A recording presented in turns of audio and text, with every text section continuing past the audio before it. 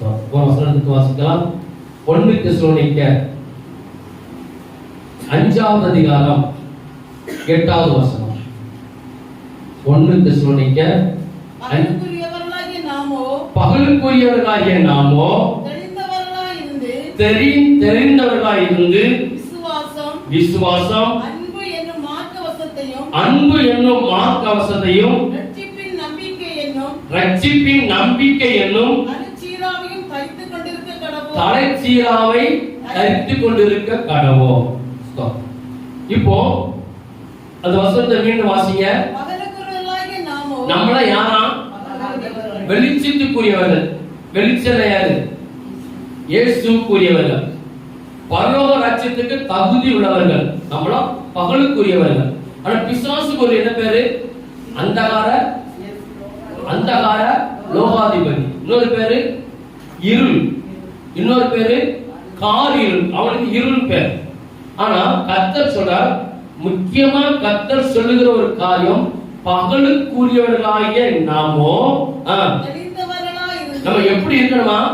ரொம்ப தெளிவா இருக்கணும். பிசாசானவன் நம்ம சிந்தனை எழுச்சுவான் கலக்கலுக்கு வந்து ஒரு தெளிவில்லாதபடிக்கு நாம அவன் சில காரியங்களை நம்ம வாழ்க்கையில புகுத்திட்டு அவன் கலகடிக்கப்பட்ட வச்சிருவான். ஆனா கர்த்தர் சொல்லுகிறார், நீ தெளிந்த புத்தியுள்ளா இருந்து விசுவாசம் அன்பு என்னும், முதல்ல நல்லா புரிஞ்சுக்கோங்க, விசுவாசம் அன்பு என்னும் மார்க்கவசத்தையும் ரட்சிப்பின் நம்பிக்கை என்னும் மார்க்கவசத்தையும் தலைச்சீராவின் சினிமா பகலுக்குரிய நம்ம எதிராளி பிசாசு நம்ம நினைச்சுவான் காக்கிறதுக்கு வருவான், நம்மளை அழிக்க வருவான், நம்மள அவன் சித்தத்தை நம்மள நிறைவேற்ற வருவான். கர்த்தர் சொல்கிறார் 4 காரியம் சொல்லியிருக்கிறார். விசுவாசம், அன்பு, ரட்சிப்பு, நம்பிக்கை. இந்த 4ல நம்ம இன்னைக்கு பார்க்க போறது விசுவாசம். தான் செய்கிற தலைப்பு விசுவாசத்தின் வகைகள். விசுவாசத்துல 4 விதமான விசுவாசம். முதல்ல அல்ப விசுவாசம், இரண்டாவது அவிசுவாசம், மூணாவது பூரண விசுவாசம், நாலாவது செத்த விசுவாசம். 4க்கு ரெஃபரன்ஸ் வேதாகமத்துல. நமக்கு பேர் என்ன பேரு? நமக்கு என்ன பேரு? சத்தமா சொல்லுங்க. விசுவாசிகள். அப்படிதானே? இயேசுவை ஏற்றுக்கொண்ட பிறகு நம்ம ஆராதனைக்கு வந்து நமக்கு ஒரு பேர், ஆவிக்குரிய பேர் என்னது? விசுவாசிகள். இப்போ ஊழியக்காரரை பார்த்து கேட்கும் போது எங்கிட்ட கேட்பாங்கன்னா, உங்க சபைக்கு எத்தனை ஆத்துமாக்கள் விசுவாசிகள் வராங்கன்னு கேட்க மாட்டாங்க. எத்தனை ஆத்துமாக்கள் உங்க சபைக்கு? ஆவிக்குரிய வார்த்தை என்னது? ஆத்துமாக்கள். இப்போ இதே மருத்துவமனைக்கு போனாங்கன்னு வச்சுக்கோங்க, டாக்டர் கேட்பாங்க எத்தனை பேஷண்ட். பஸ்ல போனா பஸ்ல பயணிகள். இப்படி ஒவ்வொரு இடத்துக்கும் ஒவ்வொரு காரியங்களும் பேர் வச்சிருக்கிறாங்க. ஆனால் பகலுக்குரிய நமக்கு கர்த்தர் ஒரு பேர் தரல. நமக்கு பேரு மணவாளன், மணவாட்டி. அல்லேலூயா. கர்த்தர் நமக்கு தந்திருக்கிற அங்கீகாரம் நீங்களும் நம்மள யாரு? மணவாட்டி. இந்த மணவாட்டிக்கு விசுவாசம் இந்த பூமியில இருக்கிற வரைக்கும் நமக்கு நல்ல ஒரு விசுவாசம் வேணும். ஆனா நம்ம 4 விதமான விசுவாசம் இருக்கு. அந்த 4 விதமான விசுவாசத்துல நீங்க எந்த வகையை சார்ந்தவங்க? 4 விசுவாசம் இருக்கு. அல்ப விசுவாசம், அவிசுவாசம், பூரண விசுவாசம், செத்த விசுவாசம். 4 விசுவாசத்திலையும் நம்ம எந்த விசுவாசத்தை கை கொண்டிருக்கிறோம்? முதலாவது நான் பார்க்கலாம். 5வது வசனத்தை வாசிங்க. அதே இதுல நீங்க எல்லாரும் வெளிச்சத்தின் பிள்ளைகளும் பகலின் பிள்ளைகளுமாய் இருக்கிறீர்கள். நாம் இரவுக்கும் இருளுக்கும் உள்ளானவர்கள் அல்லவே. அப்ப ஆண்டவர் திட்டமும் தெளிவா சொல்றார், நீங்கள் யாரு? இருளுக்கும் இரவுக்கும் உள்ளானவர்கள், அதாவது பிசாசுக்குரியவர்கள் அல்லவே. ஆனாலும் நீங்க எந்த வகை விசுவாசத்தில் இருக்கிறீங்க? நம்ம விசுவாசம் எப்படிப்பட்ட விசுவாசம்? முதல் பாயிண்ட பார்க்கலாம். அற்ப விசுவாசமா இருக்கிறோமா இல்ல? அற்ப விசுவாசத்துக்கு குறித்து ஒரு காரியத்தை பார்க்கலாம். மத்தேயு சுவிசேஷம் முதல் அற்ப விசுவாசம் 8வது அதிகாரம் 23 இருந்து 26 வரை. மத்தேயு 8 அவர் படவில் ஏறின போது அவருடைய சீஷர்கள் அவருக்கு பின் சென்று ஏறினார்கள். அப்பொழுது படகு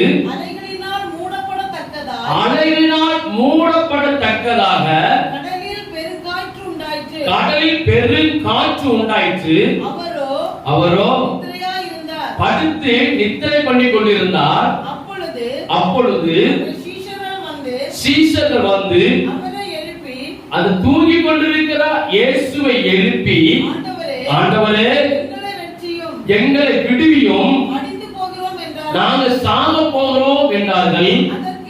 அதற்கு அவர், அற்ப விசுவாசிகளே ஏன் பயப்படுகிறீர்கள்? யாரை பார்த்து கேட்டார்? நீங்க நான் யாரு? தேவனுக்கு யாரு? உலகம் எங்கும் போய் சர்வ சிருஷ்டிக்கும் சுவிசேஷத்தை பிரசங்கம் பண்ணி அவர்களை சீஷராக்கி பிதா குமாரன் பரிசுத்த நாமத்தினால அவங்களுக்கு ஞானஸ்நானம் கொடுங்கள். அப்ப நம்ம யாரா இருக்கிறோம்? சீஷர்களா இருக்கிறோம். சீஷர்களை பார்த்து சொல்றார், உங்களுக்கு வாழ்க்கையில இயேசு எல்லாருமே கடல்ல மீன் பிடிக்கிறவங்க தான். ஆனா அவங்க ஒரு படகுல ஏறி உட்கார்ந்து இருக்கிறாங்க. இயேசு ஊழியத்து நிமித்தம் கொஞ்சம் விலையிட்டு தெரிஞ்சுக்கிறாரு, கொஞ்சம் அசந்து தூங்கிட்டார். அந்த நேரம் பார்த்து கடல்ல ராத்திரி என்ன செய்யுது?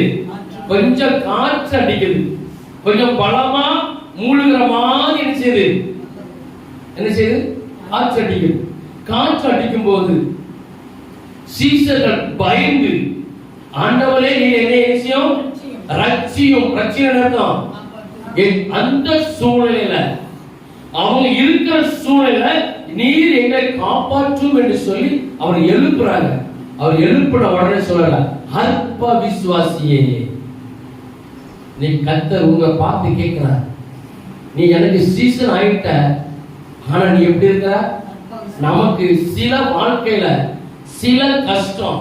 அற்ப விசுவாசம், சிறிதளவு விசுவாசம், அறகுற விசுவாசம், இரு மனம் நிறைந்த விசுவாசம், விசுவாச குறைபாடு, சந்தேகமும் பயமும் கலந்துக்குதான் என்ன பேரு?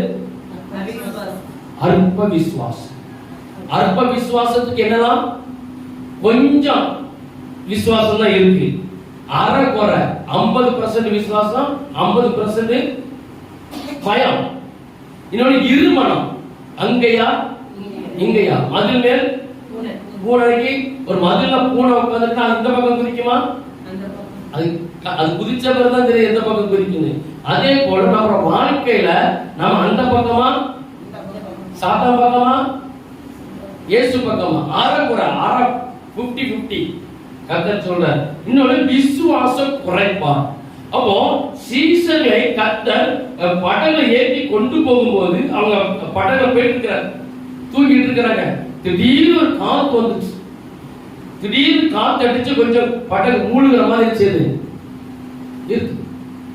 இப்படி இருக்கும்போது அவங்க இயேசுவை பார்த்து இந்த லட்சியம் கர்த்தர் சொல்றார், அற்ப விசுவாசி. நம்ம விசுவாசம் எப்படி இருக்கு? அற்ப விசுவாசம். நம்ம அற்ப விசுவாசத்தோட சொல்றாரு இருக்கக்கூடாது.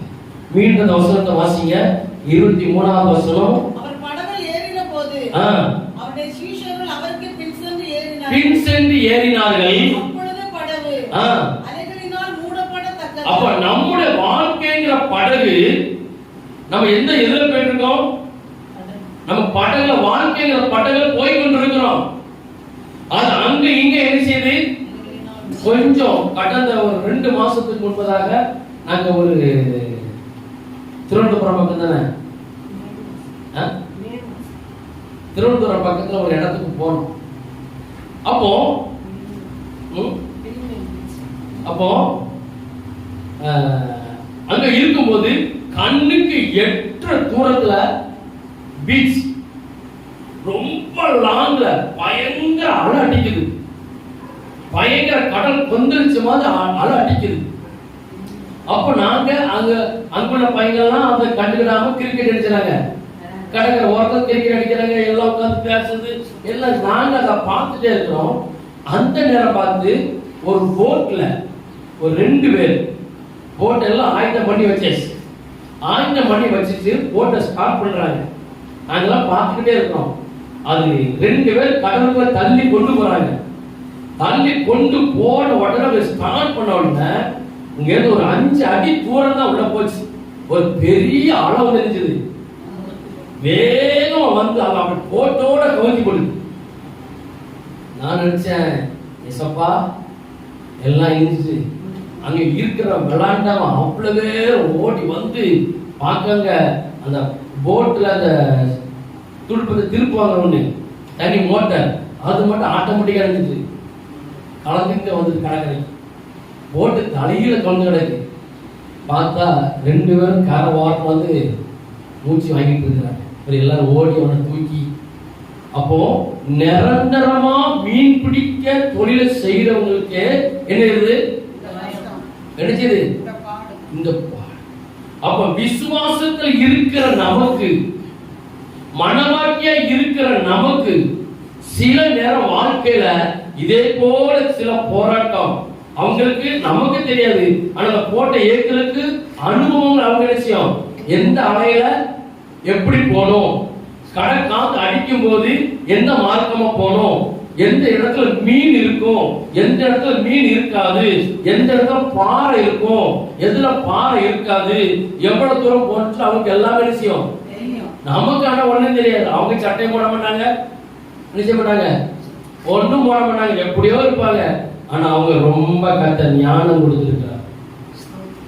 அப்போ அவங்களுக்கு நிரந்தரமா இந்த தொழிலை செய்கிறவர்களுக்கு எதிர்பார்க்காம ஒரு சம்பவம் வந்துச்சு. அப்ப நமக்கு ஒரு விசுவாச கப்பல், நம்ம விசுவாச படகுல இருக்கிறோம். நமக்கு சில நேரங்களில சில தாங்க முடியாத அப்படியே நம்ம படகு அலையும் போது, இயேசுவே எங்களை ரட்சின்னு சொல்லும் போது அவர் என்ன சொல்லணும்?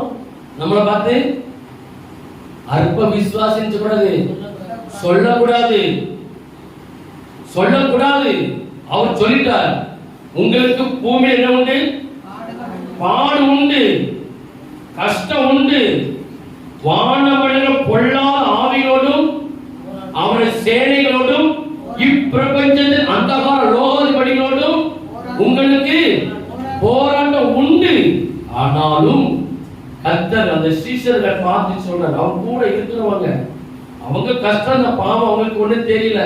ஆனாலும் கர்த்தர் சொல்றார், அற்ப விசுவாசி நீயே பயப்படுகிறீர்கள். வேதாகமத்துல எத்தனை வாரம் சொல்லிட்டு பயப்படக்கூடாது? 365 தடவை பயப்படாதே, பயப்படாதே, பயப்படாதே. அப்ப நம்ம வாழ்க்கையில சில இப்படி ஒரு படகு போல நமக்கு போராட்டங்கள் வந்தாலும் நாம் விசுவாசத்துல எப்படி இருக்கணுமா? உறுதியாய். கர்த்தர் அவங்கள பார்த்து சொன்னார், அற்ப விசுவாசி. இன்னொரு சங்கீதம் 89வது சங்கீதம் 8வது வசனம். 89:8. சேனைகளின் தேவனாகிய கர்த்தாவே, சேனைகளின் தேவனாகிய கர்த்தாவே, உம்மை போல் வல்லமையுள்ள கர்த்தர் யார்? உம்மை போல வல்லமையுள்ள கர்த்தர் யார்? உம்முடைய உண்மை உம்மை சூழ்ந்திருக்கிறது. உம்முடைய உண்மை உம்மை சூழ்ந்திருக்கிறது. தேவரீர் சமுத்திரத்தின் பெருமையை ஆளுகிறவர். சமுத்திரத்தின் பெருமையை ஆளுகிறவர். அதன் அலைகள் எழும்பும்போது, அவன் அலைகள் எழும்பும்போது அவர்களை அடங்க பண்ணுகிறீர். அப்ப காற்றையும் கடலையும் அடக்கி ஆளுகிறவர் யார்? கர்த்தர். கர்த்தர் சமுத்திரத்தை எல்லாம் உண்டாக்கிட்டு ஒரு வார்த்தை மட்டும் சொன்னார், என்ன செய்ய? எறையாதே, அமைதலா இரு, இம்மட்டு வா, மிஞ்சி வர கண்டிஷன் போட்டிருக்கிறார். நம்ம கடற்கரைக்கு போறோம், அந்த அலைய எவ்வளவு நேரம் பார்த்தாலும் என்ன செய்யுது? நீங்க ஒரு நாள் முழுவதும் இருந்து ரசிச்சு பாருங்க, போர் அடிக்கவே அடிக்காது. ஆனா அங்கே நீங்க வரும், ஆனா எல்கைய தான் ஆட்டோமேட்டிக் கர்த்தர் கொடுத்த கட்டல, அது அப்படியே நடக்குது, கீழ்ப்படியுது. ஆனா நம்ம தான் என்ன செய்ய மாட்டோம்? நம்ம தான் கீழ்ப்படிய மாட்டோம். இம்மட்டுவா இறையன்னு சொன்னா அதை முடிச்சு கர்த்தர் பெர்மிஷன் கொடுத்தாதான் சுனாமி என்ன செய்யும். வேற அலை வந்து ஒரு கிராமத்துக்குள்ள போனா கர்த்தருக்கு தெரியாம, கர்த்தர் அதுக்கு பெர்மிஷன் கொடுக்காம அந்த கடல் வேலை செய்யாது. அல்லேலூயா. அப்ப நமக்கு சில போராட்டங்கள் உண்டு, சில பாடுகள் உண்டு. அதை சகித்து கொள்ளணும். சகித்து கொள்ளும் போது நான் எப்படிப்பட்ட விசுவாசத்துல இருக்கிறோம்? அற்ப விசுவாசம் இருக்கக்கூடாது. நல்ல ஒரு விசுவாசம், பூரணமான விசுவாசம் நமக்கு வேணும். இன்னொரு வசனத்தை வாசிக்கலாம் வேகமா. மத்திய சுவிசேஷம் 14வது அதிகாரம் 21 முதல் வேகமா வாசிங்க. ஸ்திரீகளும் பிள்ளைகளும் தவிர சாப்பிட்ட புருஷர்கள் ஏறக்குறைய 5000 பேரா. இன்னொரு சம்பவத்தை பார்க்கணும். இது கடல்ல நடந்த சம்பவம். இதே சீசர்கள் தான் இன்னொரு இடத்துக்கு போறாங்க. ஒரு இடத்துல கர்த்தர் ஊழியம் செய்தார். ஊழியம் செய்தா சாயங்காலம் ஆயிடுச்சு. எல்லாத்துக்கும் என்ன கொடுக்கணும்? ஆகாரம் கொடுக்கணும். ஆகாரம் கொடுக்கும் போதுதான் இந்த சம்பாஷணை நடக்கும். வாசிங்க.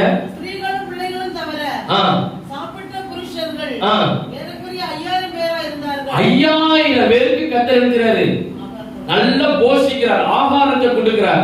இயேசு ஜனங்களை அனுப்பி விடுகையில் தம்முடைய சீஷர்கள் படகில் ஏறி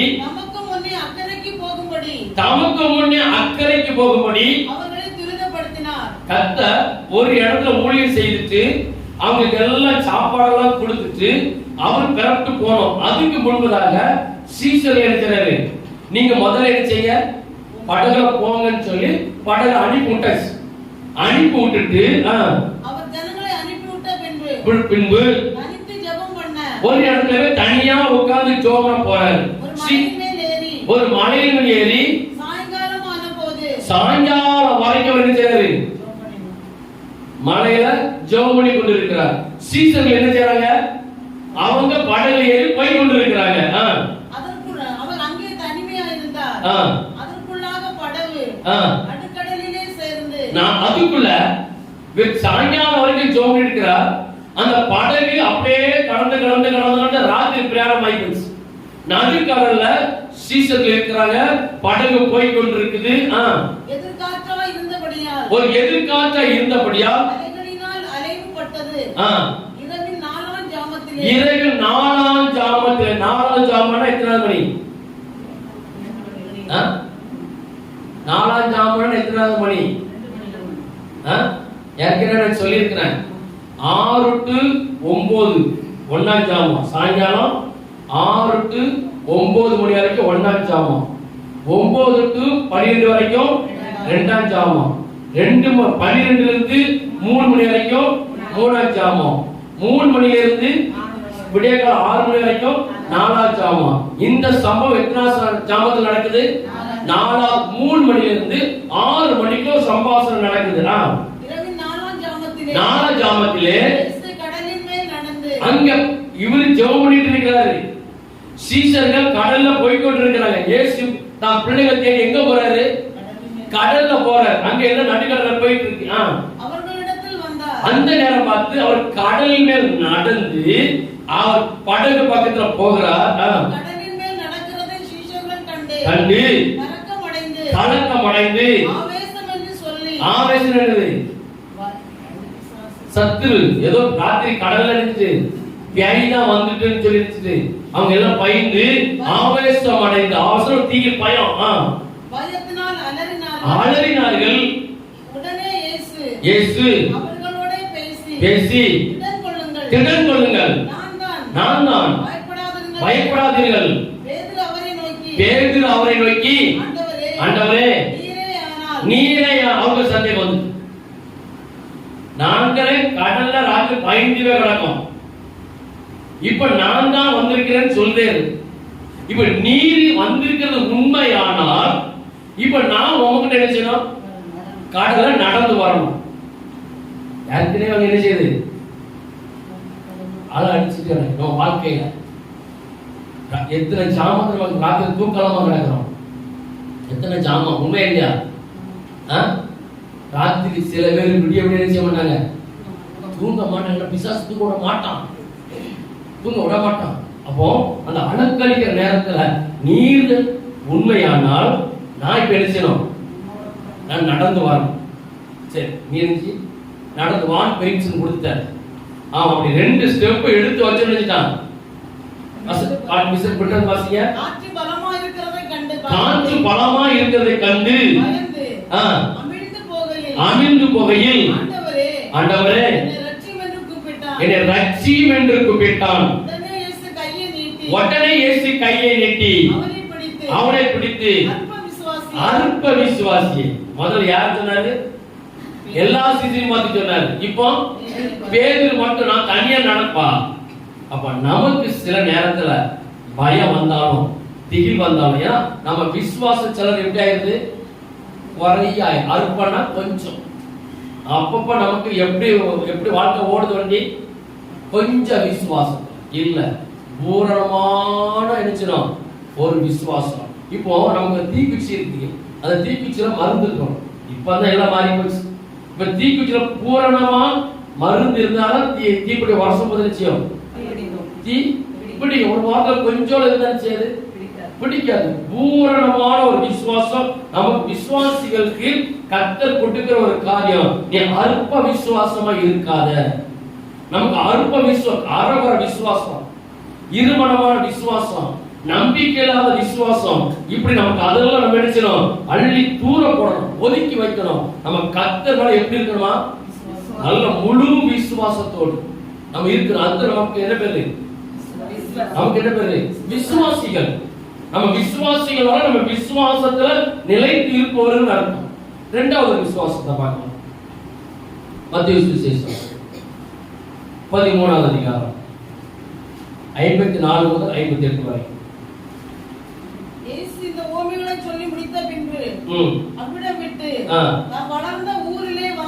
தாம் வளர்ந்த ஊரிலே வந்து அவர்களுடைய ஜெப ஆலயத்திலே அவர்களுக்கு உபதேசம் பண்ணினார். அவர்கள் ஆச்சரியப்பட்டு இவனுக்கு இந்த ஞானமும் பலத்த செய்கைகளும். எங்க பேசுறாங்க? இயேசு தாம் வளர்ந்த ஊருக்கு போறார். அப்படியே ஊழியம் செய்துட்டு அப்படியே எங்க போறாரு? அவர் வளர்ந்த ஊருக்கு போறார். அங்க ஒரு ஜெப ஆலயம் இருக்குது. அந்த ஜெப ஆலயத்துல அவர் உபதேசம் பண்ணினார். அவர்கள் ஆச்சரியப்பட்டு இவனுக்கு இந்த ஞானமும் பலத்த செய்கைகளும் எப்படி வந்தது? இவன் கர்த்தருடைய குமாரன் அல்லவா? இவன் தாய் தச்சன், இவருடைய மகன் தச்சன் அல்லவா? தச்சன் யாரு? ஆசாரி, மர வேலை செய்யக்கூடியவர். அவங்க சொல்றாங்க இவரு ஆலயத்துல உட்கார்ந்து உபதேசம் பண்ணி கொடுக்கிறாரு. இவங்க அப்பா விவசாயத்துக்கு யாருக்கெல்லாம் போய் செய்யறவர்களா? இவன் தாய் மரியாள் என்றவள் அல்லவா? உங்க அம்மா தான் நமக்கு என்ன செய்யணும் நல்லா தெரியுமே. அப்பா அந்த அக்கா என்ன செய்வாங்க? நம்ம வீட்டுக்கு வருவாங்க, அங்க போவாங்க, இங்க போறத பாத்துங்க. அவங்க பிள்ளை தானே இது. இப்படி உபதேசம் பண்ணி கொண்டிருக்கு. யாக்கோபு, யோசே, சீமோன், யூதா என்பவர்கள் இவனுக்கு சகோதரர் அல்லவா? இயேசு பிறந்த பிறகு, இயேசு ஆவியிலே மரியாளுக்கு பிறந்த பிறகு மாம்சத்துப்படி நினைச்சாங்க 3 பேர் நினைச்சுக்கிறாங்க இருந்துங்க. கூட பிறந்த அவங்க சொல்றாங்க இவருக்கு கூட பிறந்த அண்ணன் தம்பி இவங்க எல்லாம் உண்டு அல்லவா? சகோதரிகள். அப்ப நிறைய பெண் பிள்ளைகள் நினைச்சுக்கிறாங்க. இயேசுக்கு அண்ணன் தம்பி அக்கா தம்பி நினைச்சுக்கிறாங்க இருந்திருக்கிறாங்க. இருக்கிறார்கள் அல்லவா? இப்படி இருக்க இதெல்லாம் இவனுக்கு எப்படி வந்தது என்று சொல்லி அவரை குறித்து இடரல் அடைந்தார்கள். இயேசு அவர்களை நோக்கி நல்லா கவனிச்சுக்கணும். ஒரு நல்ல ஒரு ஊழியக்காரனா இருந்தா தீர்க்கதரிசி ஒருவன் தன் ஊரிலும் தன் வீட்டிலுமே அன்றி வேற எங்க அவனுக்கு என்ன வராது? கனவீனம். கனம் அல்ல, கனம் என்னது? மதிப்பு மரியாதை. கனவீனம்னா அவனை மதிக்க மாட்டாங்க. எங்க? வீட்லயும் ஊர்லயும். ஒரு நல்ல ஊழியக்காரன் இருந்தாலும் செத்தவன உயிரோடு எழுப்புற ஒரு ஊழியக்காரன் இருந்தாலும் அந்த குடும்பத்தில் என்ன செய்ய மாட்டாங்க. இயேசுக்கு இந்த பாடுனா நமக்கு இந்த பாடு. நல்ல ஊழியக்காரங்க கண்டிப்பா வீட்டுல அபிஷேகம் பெற்று அற்புத அடையாளம் செய்கிற பெரிய பெரிய ஊழியக்காரங்க வீட்டுல ஒரு கொஞ்சம் கூட நினைச்ச மாட்டாங்க, மதிக்க மாட்டாங்க. அது விரிவா சொல்ல முடியல, நிறைய காரியங்கள் இருக்குது. ஆனாலும் கர்த்தர் அந்த குடும்பத்தை காட்டிலும் அந்த வீட்டுல கர்த்தர் தாவீது கூட எத்தனை சகோதரமார் உண்டு தாவீதுக்கு. ஆனா எல்லாத்தையும் விட்டுட்டு யார் வந்து தூக்குறாரு? தாவீதை மட்டும்தான். அவன் எங்க நடந்தான்? ஆடு மேய்ச்சிட்டு நடந்தான். அந்த காலத்துல ஆடு மேய்க்கிற தொழில் ஒரு இழிவான ஒரு தொழில். ஆடு மேய்ச்சிட்டு கிடந்தான். ஆனா அந்த குடும்பத்துல 7 பேர் 8 பேர் இருந்தாலும் கடைசி நபரை தான் தூக்குனார். அல்லேலூயா. அப்ப கர்த்தர் என் குடும்பத்துல யார முன் குறிச்சு வச்சிருக்கிறாரோ, யார தெரிஞ்சு வச்சிருக்கிறாரோ அவங்களை தூக்கி அவருடைய எல்லா கிருபைகளும் காலங்களும் வரங்கள் கொடுத்து அவங்களை ஊழியம் செய்யும்படி அனுப்புவார். ஆனா அந்த ஊழியக்காரன் குடும்பத்துல மதிப்பு இருக்காது, குடும்பத்துல மதிப்பு இருக்காது, குடும்பத்துல ஒண்ணுமே அவனுக்கு ஒரு பங்கும் என்ன செய்யாது, கிடைக்காது. ஒரே ஒரு வார்த்தை நல்லா கவனிக்கணும். நீ ஊழியக்காரன், உனக்கு எதுக்கு சொத்து? நீ ஊழியக்காரன், உனக்கு எதுக்கு தேவையா? நீ ஊழியக்காரன், இதை உனக்கு எதிர்பார்க்காத. நீ ஊழியக்காரன், நீ உலகம் உனக்கு எல்லாம் பரலோகம், உனக்கு எதுக்கு இங்க? ஊழியக்காரனா வேறதா உலகத்துல என்ன உண்டு? என்ன உண்டு? பாடு, துன்பம், நிறைய காரியங்களை சகிக்கணும். ஆனா கர்த்தர் என்ன தரணும்? பொறுமை. கர்த்தர் அவர் பிறந்த ஊர்ல அவர் பெற்றெடுத்த சகோதரனுக்குள்ளே என்ன இல்ல, ஒரு இடம் இல்ல, அவருக்கு மரியாதை இல்ல. அவர்களுடைய அவிசுவாசத்தின் நிமித்தம், அவருடைய அவிசுவாசத்தின் நிமித்தம் அங்க அநேக அற்புதங்களை செய்யவில்லை. இரண்டாவது என்ன விசுவாசம்? முதல்ல அற்ப விசுவாசம், இப்போ அவிசுவாசம், அவன் நம்பிக்கை.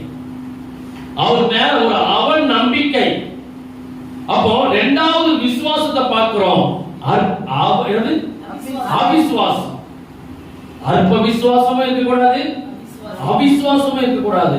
அவிசுவாசம்னா இப்போ ஊழியக்காரர் ஒரு நபருக்கு ஜோம் பண்ணிட்டு அபிஷேகம் எடுத்து வரப்பட்டு எல்லாமே கரெக்டா சொல்லி கொடுத்துட்டு நீங்க நல்ல ஜோம் பண்ணுங்க சிஸ்டர், நல்ல ஜோம் பண்ணுங்க பிரதர், கர்த்தர் நிச்சயமா உங்களுக்கு நினைச்சுவார், காரியத்தை வாங்கிக்கப்படுவார், உங்களுக்கு நன்மை நடக்குன்னு சொல்லிட்டு அது வரைக்கும் சரி சரி சரி சரிமாங்க வீட்டுக்கு போட சொல்றாங்க. இது எங்க விளங்கும்? இது எங்க விளங்கும்? இது எங்க நடக்கும்? அவர் அதுவாக அவர் சொல்வார். நம்ம இதுக்கு பேர் என்ன பேரு? அவிசுவாசம், அவன் நம்பிக்கை. அவிசுவாசங்கிற பெரிய பொல்லாத ஒரு ஆவி. அந்த ஆவி நம்ம என்ன செய்யணும்? நம்ம கட்டிந்து அப்புறப்படுத்தணும். அவிசுவாசத்துக்கு கொண்டு வந்துடக்கூடாது. நம்ம ஒரு பூரணமான ஒரு விசுவாசத்தோடு என்ன காணப்படும். எபிரேயர் வேகமாவாசிங்க, எபிரேயர் 3:19. எபிரேயர் அவிசுவாசத்தினாலே அவர்கள் அதில் பிரவேசிக்க கூடாமல் போனார்கள் என்று பார்க்கிறோம். போனார்கள் யாரு? இஸ்ரவேல் ஜனங்கள் அவிசுவாசத்தினால என்ன செய்யல? கானான் தேசத்துக்குள்ள பிரவேசிக்கல. 40 வருஷம் ஒரே நாள் நடக்க வேண்டிய 2 நாள் நடக்க வேண்டிய பிரயாணத்தை 40 வருஷம் போட்டு சுத்தி கொண்டு வந்தாரு. கொண்டு வந்து அவங்க அவிசுவாசத்தின் நிமித்தம் எகிப்துல யாரெல்லாம் கிளம்புனாங்களோ எல்லாம் இடவெளிஞ்சிட்டு எல்லாம் மறைச்சு போச்சு. அவிசுவாசங்கிற பொல்லாத ஒரு ஆவி. அந்த ஆவிக்கு நம்ம என்ன கூடாது? இடம் கொடுக்க கூடாது. அதான் சொல்ல, நான் விசுவாசிக்கிறவர் இன்னார் என்று அறிந்திருக்கிறேன், என்னை முழுதும் அவர்கிட்ட ஒப்பு கொடுத்துட்டு. அதாவது பூரணமான ஒரு விசுவாசம். அப்ப இன்னொரு வசனம் கூட எடுத்து வாசிக்கலாம். யாக்கோபு 1ஆம் அதிகாரம் வேகமா வாசிங்க, 6-8. ஆனாலும் அவன் எவ்வளவாகிலும் சந்தேகப்படாமல் விசுவாசத்தோட கேட்க கடவன். சந்தேகப்படுகிறவன் காற்றினால் அடிபட்டு அப்போ நம்ம ஆண்டவர்கிட்ட ஒரு காரியத்தை நம்ம கேட்கும் போது எப்படி கேட்கணும்? சற்று சந்தேகப்படக்கூடாது. நடக்குமா நடக்காதா, கிடைக்குமா கிடைக்காதுன்னு சொல்லி சந்தேகப்படக்கூடாது. சந்தேகப்படாமல் நிச்சயமாய் கர்த்தர் நமக்கு கிடைச்சுவார், தருவார். லேட்டா தந்தாலும் சொல்லுங்க, லேட்டா தந்தாலும் லேட்டஸ்டா தருவார், தரமான தருவார். நம்ம அப்படி நினைச்சோம், சரி நம்ம செபிக்கிறோம், கொஞ்சம் லேட் ஆகுது, அப்ப கர்த்தர் ஏதோ ஒரு நினைச்சுக்கிறார் வச்சு. நம்ம காரியத்துக்கு முயற்சி பண்றோம், ஒரு சின்ன தடங்கள் வருது, அப்ப ஏதோ ஒரு காரியத்தை நினைச்சுறாரு வச்சிருக்கிறார். அதான் நமக்கு லேட். ஒரு மாசம் கடந்துட்டு மறுபடியும் நமக்கு கிடைக்கல, ஜெபம் பண்றோம், ஆனா ஒரு பதில் இல்ல. ஆனா கர்த்தர் ஏதோ ஒரு காரியத்தை நினைச்சுறாரு வச்சிருக்கிறாருங்கிற ஒரு நம்பிக்கை வந்துட்டோம்னா, அவங்க சொன்ன மாதிரி லேட்டா வந்தா எப்படி இருக்கும், லேட்டஸ்டா புதுசா வரும். கர்த்தர் நம்மளோட தகப்பன் பழச தந்துட்டு தந்துட்டு நம்மளை அழ வைக்கிற தேவனே அல்ல. அல்லேலூயா, அல்லேலூயா. அப்ப நமக்கு நல்ல ஒரு விசுவாசம் வரணும். நமக்கு எக்காரணம் கொண்டும் அவிசுவாசங்கிறது நம்ம வாய் அடிச்சு கூடாது, அந்த வார்த்தையே வரக்கூடாது. சனியா அது எங்க விளங்கும், நம்ம நினைச்சுவோம் அது ஒப்பேராது, இது நடக்காது, இது கிடைக்காது, நீங்க அதே முயற்சி பண்றீங்க, கண்டிப்பா அது கிடைக்காதுன்னு சொல்லி அவிசுவாசமான வார்த்தைய நம்ம வாயில நான் என்ன வார்த்தை பிறகுதான் ரெண்டு விதமான வார்த்தை, துதித்தலும் அவிசுவாசம் என்னது, நம்ம வாயால நம்ம வாயை சபிக்கிறோம், நம்ம வாயால எல்லாரும் நல்லா கவனிக்கணும்.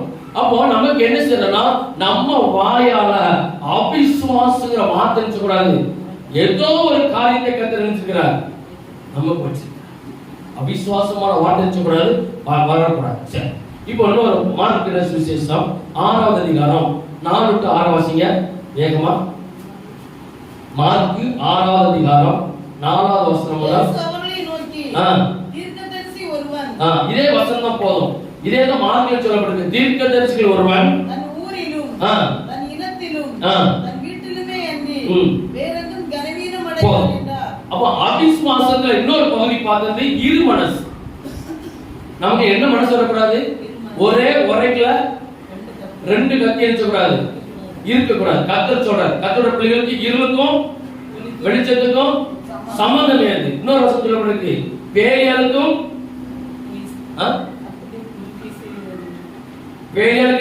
இசைவு ஏது ரெண்டு பேருக்கு சம்பந்தம் கிடையாது. இரு மனசுல குந்தி குந்தி அடிச்சக்கூடாது, நடக்க கூடாது. அவிசுவாசம் விசுவாசமும் கலந்து கலந்து அடிச்சக்கூடாது. வரணும் ஒரே வசனத்தை வாசிக்கலாம் வேகமா. மத்தேயு சுவிசேஷம் 19 இரு மனசு, அதாவது அவிசுவாசத்துல ஒரு பகுதி இரு மனசு. மத்தேயு சுவிசேஷம் 19வது அதிகாரம் 16 முதல் 23 வரைக்கும். அப்பொழுது ஒருவன் வந்து அவரை நோக்கி நல்ல போதகரே நித்திய ஜீவனை அடைவதற்கு என்ன நன்மையை செய்ய வேண்டும் என்று கேட்டான். அதற்கு அவர் நீ என்னை நல்லவன் என்று சொல்லுவானே, தேவன் ஒருவரை தவிர நல்லவன் ஒருவரும் இல்லையே. நீ ஜீவனில் பிரவேசிக்க விரும்பினால் நீ பரலோகத்துக்கு, அவன் சொல்றான், ஆண்டவர் வர்ணிக்கிறான், ஆண்டவரே நீங்க சொன்னதெல்லாம் நான் கரெக்டா கடைபிடிச்சிட்டேன், நியாயப்பிரமாண புத்தகத்தில் சொன்னபடியெல்லாம் நான் செய்து கொண்டே வரேன், நல்ல உபவாசம் இருக்கிறேன், நான் அப்படி இருக்கிறேன் இப்படி இருக்கிறேன்னு சொல்லி ஒவ்வொரு காரியத்தை சொல்லி கொண்டிருக்கிறான். அப்ப ஆண்டவர் சொல்றாரு, நீ நல்லவன் என்று சொல்லாத, இதா தவிர நல்லவன் ஒருவனும் இல்லை என்று சொல்லி வாசிக்க வேண்டுமா. நீ பரலோக ராஜ்யத்துக்குள்ள பிரவேசிக்க விரும்பினால் என் கற்பனைகளை கைக்கொள் என்றார். அவன் அவரை நோக்கி எவைகளை என்று கேட்டான். சரி, இப்ப எல்லாம் சொல்லி முடிச்சாச்சு. சொல்லி முடிச்ச ஆண்டவர் எல்லாவற்றையும் கடைபிடிச்சான்னு சொல்றாரு. கடைசி சொல்றாரு, உனக்கு உண்டானது செய், விற்று தரித்திரனுக்கு போடு. அவன் உடனே அழிஞ்சுட்டான். அவன் முகம் துக்கம் அடைந்தான். நானே எவ்வளவு ஆசைப்பட்டு நான் சொத்து சேர்த்து வச்சிருக்கிறேன், நான் காசு சேர்த்து வச்சிருக்கிறேன், நான் பெரிய ஆஸ்தி வளர்க்கிறேன், இருந்து இருந்து எல்லாவற்றையும் விட்டு கொடுக்க சொல்லிட்டேன்னு சொல்லி அவன் துக்கம் அடைந்தான். கர்த்தர் சொல்றார், ஐஸ்வர்யவான் பரலோக ராஜ்யம் போகிறது ஆதி முடிச்சிட்டார். அன்னைக்கு அவன் அந்த ஒரு வார்த்தை சொல்லாம இருந்தா இந்த கட்டளை அடைஞ்சிருக்காரு. நம்மளே சிலருக்கு நம்மளே ஆண்டு கண்ணில போய் மாட்டிக்கிறோம். சீசர்கள் அப்படிதான் பண்ணாங்க. சிறு பிள்ளைகளை சத்தம் போட்டாங்க.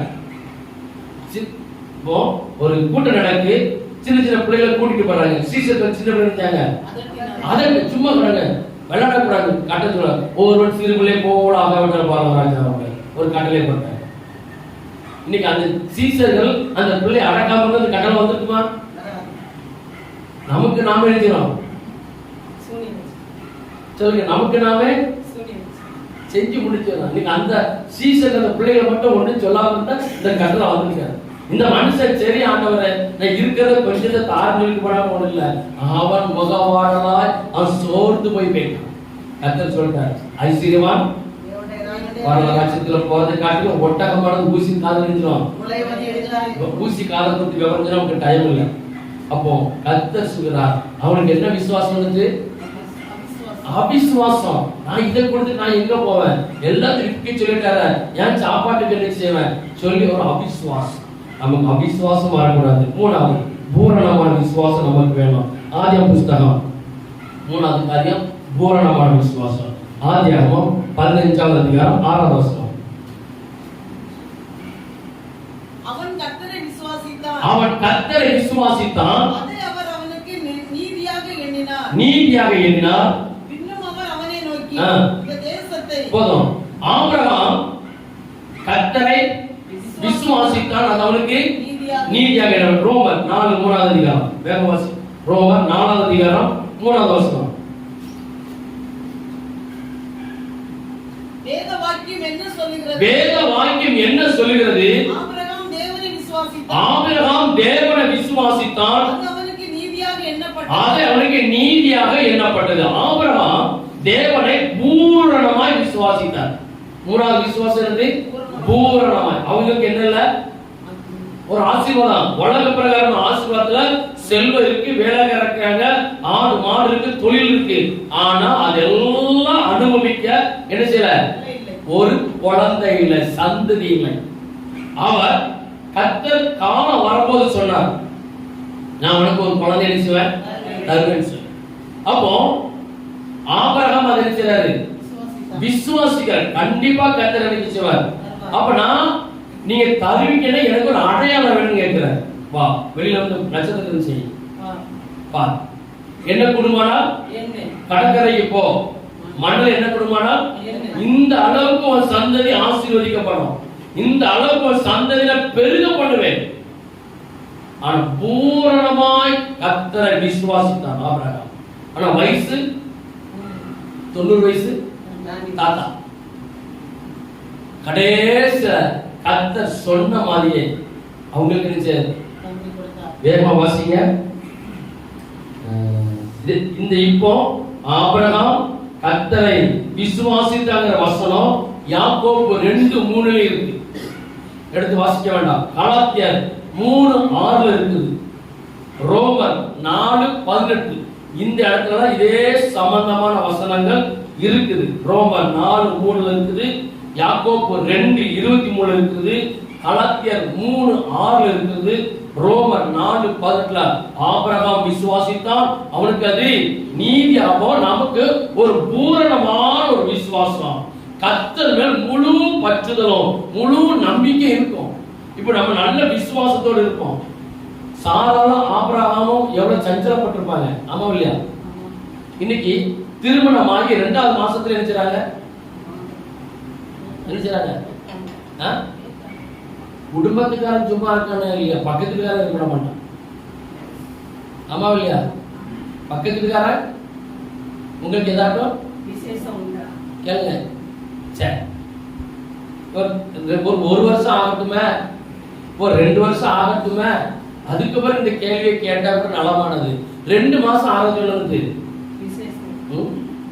அது கன்னியாகுமரி மாவட்டம் ரொம்ப ஸ்பெஷல். இந்த ஐட்டத்துல இந்த மாதிரி கேள்வி கேட்குறது உங்களுக்கு இன்னும் இல்லையோ உடனே ஆஸ்பத்திரிக்கு போங்க. ஏன்? விசுவாசத்தோடு நம்ம பைபிள் படிக்கிற தாத்தா பாட்டி எவ்வளவு இருந்தாங்க, அவன் நமக்கு சந்தேகம் வரும். அவங்க 100 வயசு வரைக்கும் வாழ்ந்தாங்க, அவங்க 150 வயசு வரைக்கும் வாழ்ந்தாங்க. நமக்கு ஆயுசு எவ்வளவு ஆயிட்டு? சொன்னது யாரு? யாரு? மோசே. மோசே எத்தனை பேருக்கு உயிரோடு இருந்தாரு? 70 வெள்ளத்தின் மீது 80 சொன்னவர் 120 வருஷத்துக்கு பார்த்திருக்கிறார். அதுக்கு அர்த்தம் வேற, அது வேற காரியத்தை பார்க்க. அப்போ நமக்கு ஒரு பூரணமான ஒரு விசுவாசம், நமக்கு முழு நம்பிக்கை கர்த்தர் மேல் பற்றலா இருக்கணும். அதான் சொல்வாரு, நான் விசுவாசிக்கிறவன் இன்னார் என்று அறிந்திருக்கிறேன். அவர் யோபு மனைவி சொல்வார், நீர் அவரை தூசித்து ஜீவனை விட்டோம், இன்னும் போட்டு உங்கள் உத்தமத்திலே விசுவாசத்திலே நீ நிலை. அவர் சொல்றாரு, நன்மை வாங்கின நாம் தீமையும் வாங்க வேண்டாமோ. இதானது இதானது பவுல் சொல்றார். அவருக்கு எத்தனை முறை அடிபட்டாராம்? இயேசு எத்தனை முறை அடிபட்டாரு? 40க்கு 1 குறையா 39 அடி ஒரு தடவை தான் இருக்கிறார். பவுல் 5 தடவையா? நிறைய அடிபட்டிருக்கிறார். அவரை கிராமத்தை அடிச்சு கரகரன்னு இழுத்து கிராமத்துக்கு வெளியில கொண்டு போட்டு வந்துருவாங்க. காலையில பார்த்து என்ன செய்வாரு? அங்க தெருவுல இருந்து பிரசங்கம் பண்ணிட்டு இருக்கிறார். அவர் சொல்றார், எனக்கு கப்பல் சேதம் வந்துச்சு, எனக்கு எல்லா சேதமும் வந்துச்சு, ஆனா ஒன்னே ஒண்ணு சொல்றாரு, நான் நல்ல போராட்டத்தை போராடினேன். ஒன்று கூட 40 அடியாக எத்தனை? 5 தடவை. இயேசுவுக்கு அதிகமா பாதிக்கப்பட்டிருக்காரு. ஆனா அவர் ஒரே ஒரு வார்த்தை சொல்றாரு, நான் நல்ல போராட்டத்தை போராடினேன். விசுவாசத்தை, இதுக்கு பேர் என்ன பேரு? பூரண விசுவாசம். உலகத்துல பாடு, கஷ்டம், துன்பம், நிந்தை, அவமானம் என்ன வந்தாலும் நாம் முன்வைத்த கால எக்காரணம் மட்டும் பின் வைக்கப்படாது. என்ன நடந்தாலும் சரி, நம்ம கர்த்தருக்காக வைராக்கியம் இருக்கும் போது அதே கர்த்தர் ஆபிரகாம் சொன்னார், குழந்தைய கொடுத்துட்டாரு, கொடுத்துட்டு ஒரு சின்ன டெஸ்ட் பண்றாரு. உன் பிள்ளை எனக்கு என்ன செய்யும்? பலி சொல்லு. இங்க நல்லா கவனிக்கணும், இங்க கவனிக்கணும். செய்தி முடிச்சவரை கேள்வி கேட்பேன். அப்போ குழந்தைய கொடுத்துட்டு அவனை டெஸ்ட் பண்ணி பாக்குறாரு, அவன் விசுவாசம் இருக்கானா, விசுவாசத்தை ஓடுறான்னு சொல்லி கொடுத்துட்டு சொன்னார், உன் பிள்ளை எனக்கு என்ன செய்யும்? பலி சொல்லு. கீழ் படிச்சாரா? கூட்டிட்டு போனாரா? கொண்டு போய் கைய கால கட்டி அவர் சொன்ன மாதிரி செஞ்சாரா? அவன் பிள்ளை பரிதாபமா பாம்போல கேக்கு, அப்பா பலி செலுத்த வந்திருக்கீங்களா? ஆடு எங்கப்பா? நம்ம நினைச்சுவோம், நம்மகிட்ட பிள்ளைய கேட்க வேண்டாம், பிள்ளைய கொடுத்துருவோம், பிள்ளைய ஒழித்துக்கிட்டான்னு கர்த்தர் யாருக்கு சொல்றாரு அவங்களுக்கு தான் கொடுக்க முடியும். இன்னைக்கே சொல்லிட்டு ஒரு சிலருக்கு கர்த்தர் சொல்றாரு, நான் உனக்கு கண்டிப்பா நீ கேட்கிற மாதிரி அழகா சூப்பரா நான் உனக்கு ஒரு பிள்ளை தருவேன். அந்த பிள்ளைய பால் மறந்த உடனே சர்ச்சில் முடியும் கேட்டா அந்த தாய் என்ன சொல்லுவா? அப்படிப்பட்ட பிள்ளை எனக்கு வேண்டாம், எனக்கு பையன் தந்தாலே நான் 2 வருஷம் செய்றேன். இன்னைக்கு அப்படி பட்ட காலத்துக்கு நம்ம வந்திருக்கிறோம். ஆனா அப்பாட்ட அவன் கேட்குது, அப்பா ஆடுங்க அத்தை பாலா.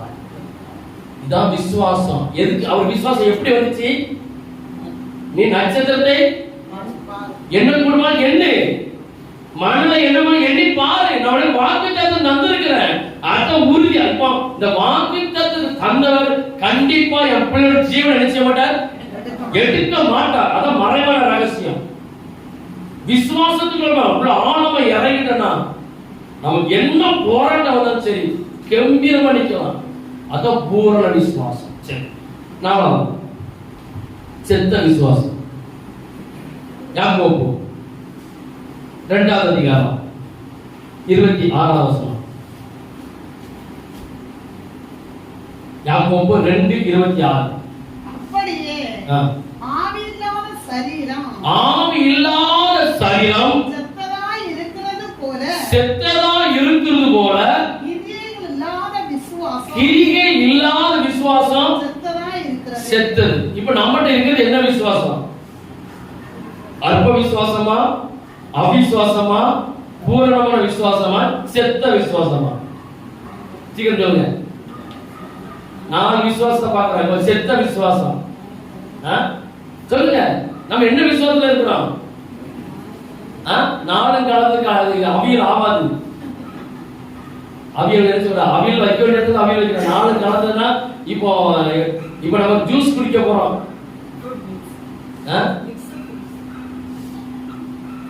அது எல்லாத்துக்கும் ஒத்துக்கிறாரு.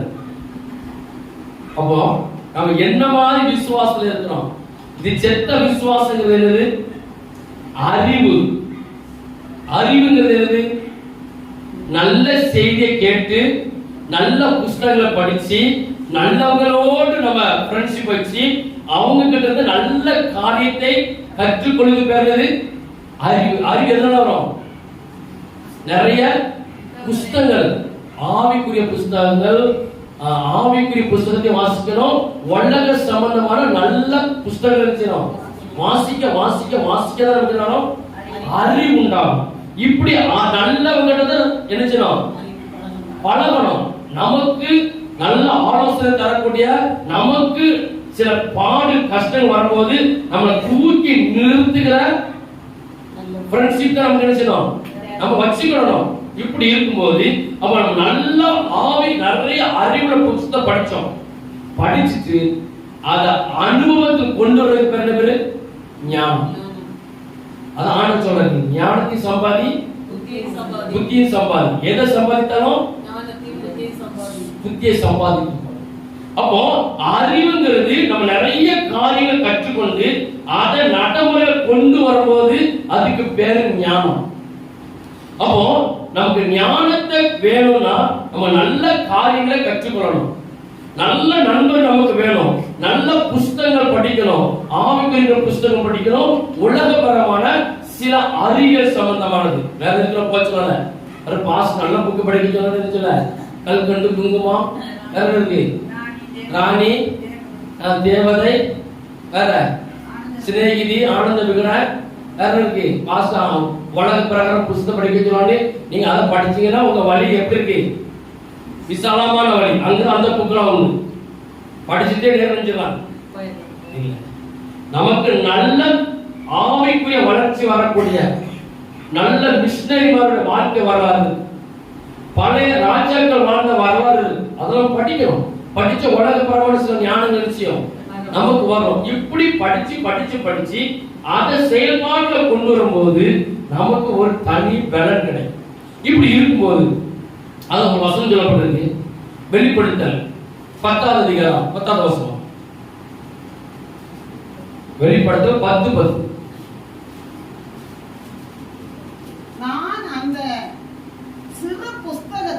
நான் அந்த சிறு புஸ்தகத்தை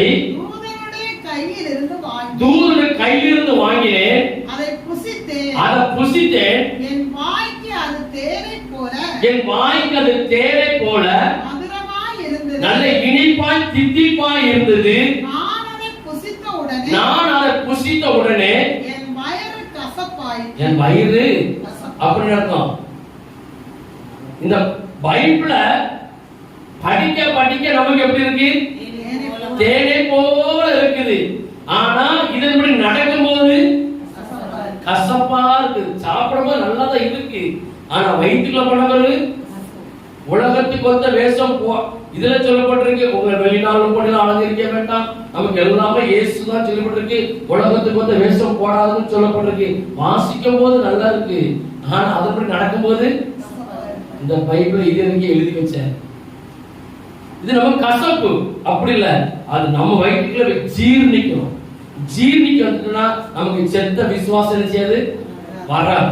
நம்ம நல்ல காரியங்களை கற்றுக்கொள்ளும் போது நமக்கு நல்ல விசுவாசம், பூரணமான விசுவாசம் உண்டாகும். செத்த விசுவாசம் கிரியை காமிக்கிறோம்னா நம்ம விசுவாசத்தை எதில் காமிக்கணும்? நடைமுறை கிரியைகள், நடைமுறை வாழ்க்கையில. இப்போ செத்த விசுவாசத்துக்கு ஒரே ஒரு ஆளை பார்க்கலாம், யாரு? சாரா. எடுத்து வாசிங்க ஆதியாகமம். வேகமா வாசிக்க முடிச்சிடலாம்.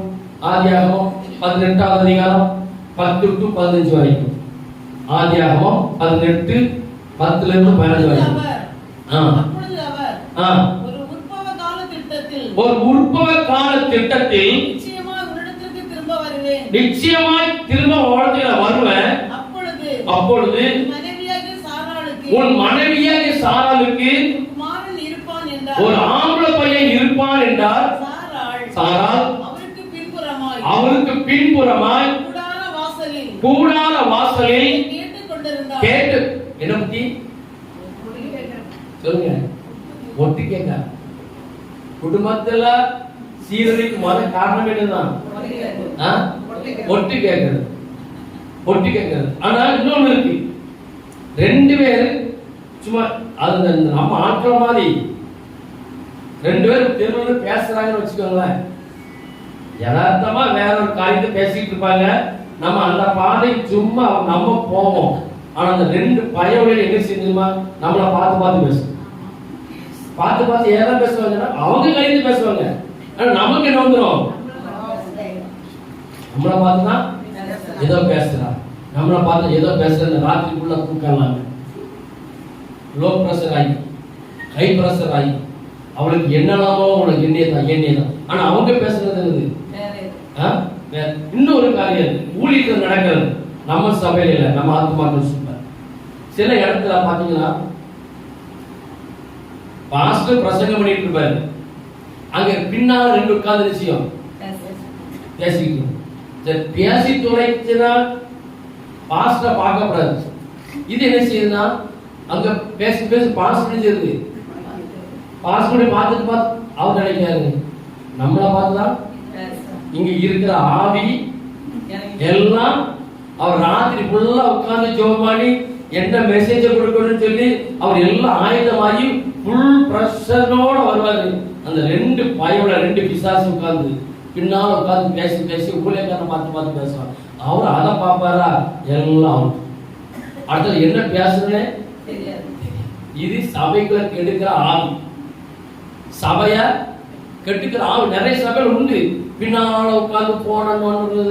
நான் ஒரு சபைக்கு போயிருந்தேன், இங்க ஒரு பிரதர் இருக்கிறாரு, அங்க நிறைய சிஸ்டர் இருக்கிறாங்க. இங்க ஒரு கீச்சின் ஒரு சத்தம் கேட்க போன்ல என்னது மெசேஜ் கேட்ட ஒரு செகண்ட் அங்க ஒரு சத்தம் கேட்கும். கடைசியில பார்த்தா ரெண்டு அப்பா சபைக்குள்ள மெசேஜ். இங்க பாஸ்ட் பிரசங்கம் பண்ணிட்டு இருக்காரு, அவர் ஆள்ல இருக்காரு, இங்க மாறி மாறி மெசேஜ் ஓடிட்டு இருக்கு. விளக்குமா? இப்ப சொல்ல நேரம் இல்ல, நேரம். இப்போ சாரா பாட்டி என்ன செய்யுது, இந்த அம்மா உங்களுக்கு ஆம்பளை பிள்ளை பிறக்கும் சொல்லி அவர் தீர்க்க தரிசனம் ஒரு வார்த்தை சொல்லிருக்கிறாரு. அந்த கூடார வாசல் நினைச்சது கேட்டுக்கொண்டே இருந்துட்டு வயது சென்று முதிர்ந்தவர்களா இருந்தார்கள். அந்த அம்மாவுக்கு குழந்தையை பெற்றெடுக்கக்கூடிய சரீரம் நினைச்சல தகுதி இல்லை. தகுதியை வயது நிமித்தம் வயசு மூப்பி நிமித்தம் என்ன செய்யல, குழந்தையை பெற்றெடுக்கக்கூடியதான தகுதி அந்த அம்மா இறந்துட்டாங்க. தன் உள்ளத்திலே நகைத்து நகைக்கிறது பரியாசம். நான் கிளவிய அந்த வாயிலே சொல்லுது.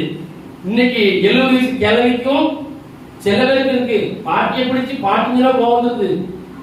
ஆண்டிங் சொல்லணும், நீ என்ன எப்படி பாட்டின்னு சொல்றது, நீ என்ன ஆண்டிங் சொல்லு. வயசு 70 பாட்டின்னு சொன்னா அந்த அம்மா சூப்பர். சாரா பாட்டி என்ன சொல்லுது, நான் கிளவி சொல்ல மனசு வருதா? நமக்கு வருமா? வயசான காலத்துல வேதம் பத்திய கண்டாச்சுனாலும் நம்ம பாட்டி சொன்னா அது நினைச்சிடும்.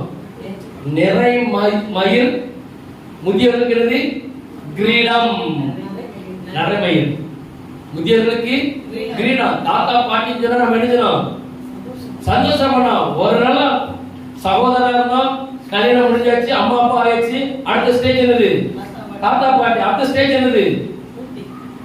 அதெல்லாம் நமக்கு உன் பிள்ளைகளையும். அப்ப நம்ம யாரா போயிருவோம்? தாத்தா பாட்டி கூட்ட அப்படி நம்ம சந்தோஷப்படணும். 70 வயசு கிளைங்க உட்கார்ந்துட்டு என்ன பாட்டின்னு சொல்லிட்டாங்க, என்ன ஆண்டின்னு சொல்லு, என்ன ஆண்டி, என்ன ஆண்டிங்க இல்ல. இந்த அம்மா சொல்லுச்சு நான் கிளவி.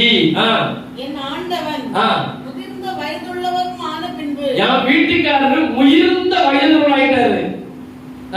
எனக்கு இன்பம் உண்டாகுமோ என்றாள். அப்பொழுது கர்த்தர் ஆபிரகாமை நோக்கி சாராள் நகைத்து நான் சொன்னதாவா ஏற்றுக்கொள்ளல. அவன் என்ன விசுவாசம் இருக்கு? செத்த விசுவாசம், அவிசுவாசம் இல்ல. இச்செத்து அவள் என் கர்ப்பமும் செத்து போச்சு, என் விசுவாசமும் செத்து போச்சு. கர்த்தர் சொல்றாரு ஏது செத்து போச்சு, அதுல நான் தூக்குவேன். அல்லேலூயா. எதை முடியாது நினைக்கியோ அதுலதான் அவனை தூக்க போறேன். ஹல்லேலூயா. அதுக்கு பேர் பூரண விசுவாசம். ஆனால் ஆபிரகாம் விசுவாசித்தான். வசனம் அப்படிதான் சொல்லிருக்கு. சாரா விசுவாசம் சொல்லப்படுங்க. சாராட்ட இருந்தது செத்தது, ஆபிரகாம் இருந்தது பூரண விசுவாசம். நம்ம ஆபிரகாமை போல பூரண விசுவாசமா இருப்போம். நம்ம சீசர்களை போல அற்ப விசுவாசமா இல்லாமல், அவிசுவாசம் இல்லாமல், சாராயை போல செத்த விசுவாசம் இல்லாமல், ஆபிரகாம் நமக்கு யாரு? ஆவிக்குரிய தகப்பனை போல நம் முழு விசுவாசத்தில் இருந்து 2024 ஆசீர்வாதம் வாங்க போறோம். ஹல்லேலூயா.